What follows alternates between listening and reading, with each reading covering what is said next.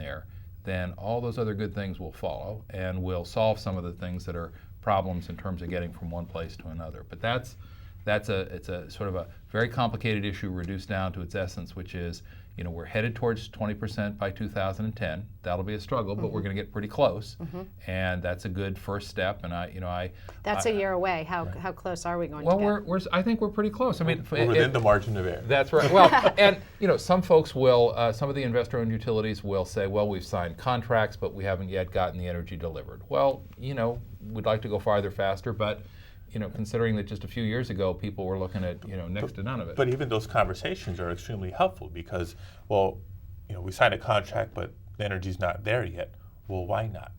Is it a sort of a contractor issue? The renewable energy development arena is one of the most entrepreneurial groups that you can imagine right now. Is it a transmission issue? And therefore, what do we as state policymakers have a responsibility for in that bigger picture to make sure that the infrastructure is there to get renewable energy from where we can find it to where we need it, just like water from where we find it to where. And watch me have some fun with my colleague though. Or would we be better off if those investor-owned utilities had to actually own and operate some of that renewable energy so that they couldn't use somebody else or something else as the excuse? Alex is trying to keep, this is a conversation we've been having about how do we do it right. And that's where we are now, and we have 4 joint authors who are working on this bill together. Alex and I are working on it with Senator Steinberg, who is the President Pro Tem of the Senate, and also with Christine Kehoe, who is my seatmate, but perhaps more importantly used to chair the committee that Alex now chairs.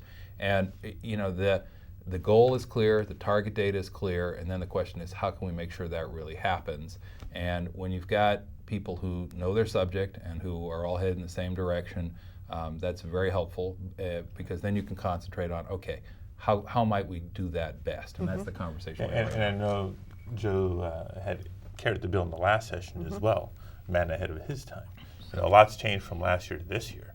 It went from a bill that he had a hard time convincing some of our assembly colleagues of the merits of last year to this year, where now the governor has come out in support. The Air Resources Board has acknowledged this as a key element of our overall greenhouse gas reduction strategy. The Public Utilities Commission says, yes, we need to do that. So it's gone from an if question to a when and how question, not just within the state, but you look at President Obama and a good chunk of his campaign. The administration's making a difference too, as sort of a national movement. It is. Right. It helped. All of that helps, and I think the other thing that we should mention before we leave this topic is we're talking about doing it bicamerally, meaning working with the assembly members, as Alex said, but also on a bipartisan basis. And there is I think that if there's good news around this, it's that there's a small but growing number of Assembly Republicans who are trying to figure out, is there a way that they can be advocates for energy, environment, and economic development all at the same time, and we're trying to make it both bipartisan, bicameral,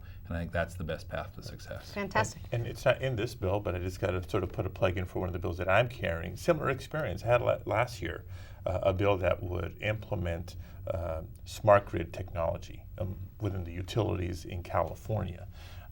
Unsuccessful. It kind of died in the assembly as well. People scratching their head, what is this smart grid stuff anyway? And it is now part of the economic stimulus strategy and climate change strategy for President Obama and the new Congress. Maybe in your district, Joe, you're not as familiar with gridlock and traffic issues as we are in Los Angeles. Oh, yes, we are. I went through some of them to get up here today. The way I try to explain to folks in my district is, if we had technology that could manage our cars in the road a lot more efficiently and get you to where you need to be quicker, wouldn't that be a good thing? Yeah. Well, technology now exists to manage our electrons on our electricity grid a lot more effectively, a lot more efficiently. In doing so, we could reduce the amount of energy we need to produce to meet our needs.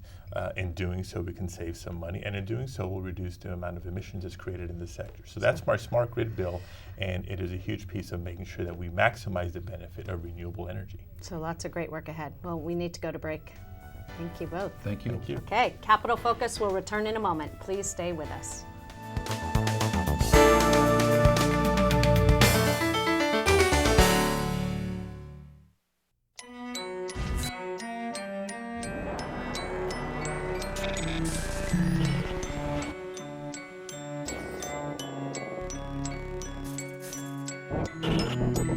You promised me the world. Is this what you had in mind? Every choice we make has a consequence. Help EarthShare and its members restore balance to the world. Visit earthshare.org and see what you can do. EarthShare, one environment, one simple way to care for it. If you have diabetes, you know you have an increased risk of kidney disease, blindness, and amputations. But did you know that 2 out of 3 people with diabetes die from heart disease or stroke? Fortunately, you can reduce your risk of heart disease and stroke by lowering your blood sugar, blood pressure, and cholesterol. If you have diabetes, ask your doctor to tell you more about the link between diabetes, heart disease, and stroke. Call us. Because of them, 5 million people do not have polio. Because of them, families will not have to beg for a meal tonight. Because of them, thousands of high schoolers will never be known as dropouts. They are the 1.2 million members of Rotary, everyday people working together to push hope forward. Rotary, humanity in motion.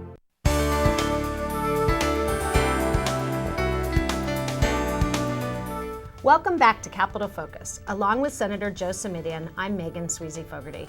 Well, this is a segment where we always talk about what you're doing in the district. Well, it's before we go there, I just have to say it was really a pleasure to have Alex on with you because obviously a bright, capable guy, someone I've enjoyed working with very much.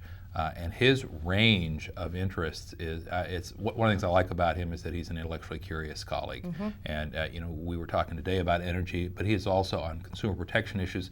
Talk about the restaurant. He's the guy who wrote the law for California, just in his first 2 years in office, wrote the law for California that says, we're going to be able to walk into a restaurant, chain restaurant, and know what it is we're ordering, what's in it, what's the caloric content, and make some informed choices as consumers. And that'll be the middle of this year that Wow. law takes effect. Wow. And so, as I say, really wide-ranging So interests. definitely a leader to watch. Well, let's talk about the Rick Walker documentary. Yeah, this, it was a reminder. There was just recently an event at Santa Clara University, the Commonwealth Club co-sponsored with the Northern California Innocence Project, the premiere showing of a documentary called $100 a Day, which is the story of Rick Walker, a constituent of mine who went to prison for 12 years for a murder he did not commit, and the efforts we had to make here in the legislature to make sure he got compensated in a timely fashion and got on with his life.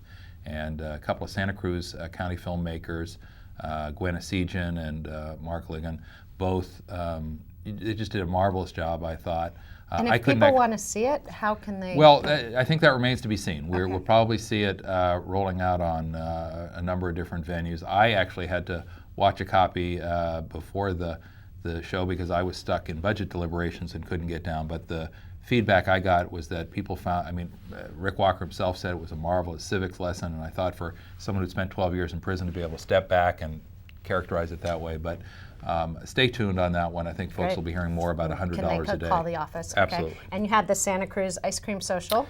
Ice Cream Social is Did you have coming up. Marianne's ice cream It's again? coming up. Oh, it's you're coming up. early. I'm sorry. No, yes. it's not until May, but it's funny. This one has become an institution, so people start wanting. I get questions 6 months in advance. When's the next ice cream social? We've tried to do it every year the week before Memorial Day weekend, and as you and I have discussed, it's actually yes, 200 people come and eat ice cream and enjoy each other's company, but it's a working session. People bring their folders and their notebooks, and staff comes from Sacramento and Palo Alto to join the Santa Cruz staff, and people come with questions and comments and proposals, and a lot of work gets done. So stay tuned, May 21st, ice cream. And yes, we will have Mary Ann's, and yes, we will have cinnamon caramel, my favorite flavor. It's one of the prerogatives of the office. Okay, and Highway 17, the Rocky Road. It'll all be good. Okay, good. It'll all be good. Okay, and well, I think a lot going on in the district. I guess the one thing on a more serious note, I attended services this last week for Newman Walker, former superintendent of schools in the Palo Alto School District. And Newman passed away at the age of 78, someone I had the privilege of working with for 10 years. And I worked with him as he was the first superintendent I worked with when I was a brand new school board member, when I was 30 years old.